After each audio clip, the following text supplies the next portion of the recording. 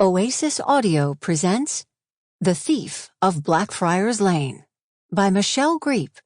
Read for you by Nan Mcnamara. Chapter 1. April 1885, London. For want of a properly working pocket watch, Jackson Forge failed to save the world today, or at least the city of London. Now he'd be lucky to save himself. With no time to run a comb through his hair, Jackson flew out the door of the Hutton Street boarding house and entered the fray of early morning pedestrians. Of all the days to be tardy to work, this was the absolute worst. Half the city filled the streets, and the other half were likely already gathered outside St. Paul's, which stood between him and the station.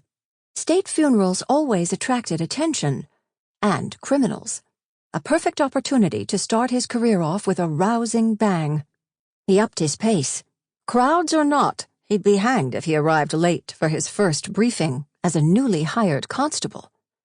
But his step hitched as he turned onto Blackfriars Lane. Loaded drays, street hawkers, skirts, suits, and even a chicken or two clogged the pavement from gutter to gutter, all slowly moving towards the cathedral. The noise boxed his ears, the stink wrinkled his nose. Yet he grinned. This was why he'd come to London. Humanity in all its complex glory. He plowed forward and promptly collided with an old man in a green checkered sack coat.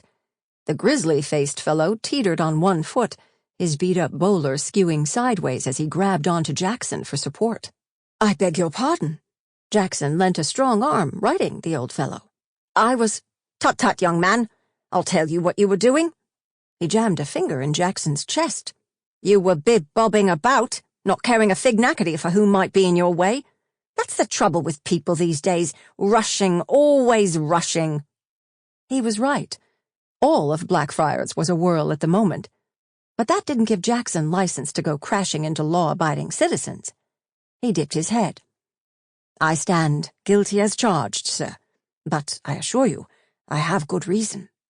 "Save your excuses for God, sonny, not me." The man's fingers curled around the lapel of his coat. "Now, if you don't mind, I should like to be on my way." "Yes, of course." Jackson let him pass, then drew a deep breath and once again set off at a good clip. This time, he paid particular attention to what was in front of him, until a feminine voice and a tug on his sleeve turned him around. "I believe you dropped this, sir." A worn leather pouch balanced on the woman's upturned palm, drawstrings frayed at the ends. In reflex, he patted his pocket. Empty. Blast! The thing must have fallen out when he bumped into the old man.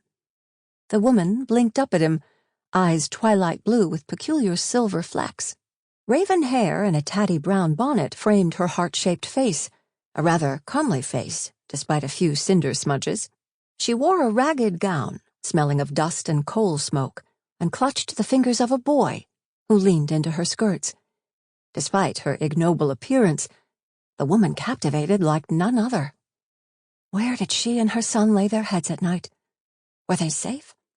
Maybe not, judging by the small triangular scar near her eye. "Sir?" The question snapped him back to attention. He retrieved the coin pouch and offered her a shilling from it. "For your honesty, madam. You could have simply walked on and been long gone before I noticed my purse missing, and I thank you for being forthright." She staved him off with a wave of her hand. "No need, sir. My boy and I do not take charity." What was this? Turning down money? He blinked, his tongue lying dormant. Clearly the woman and her son were in want.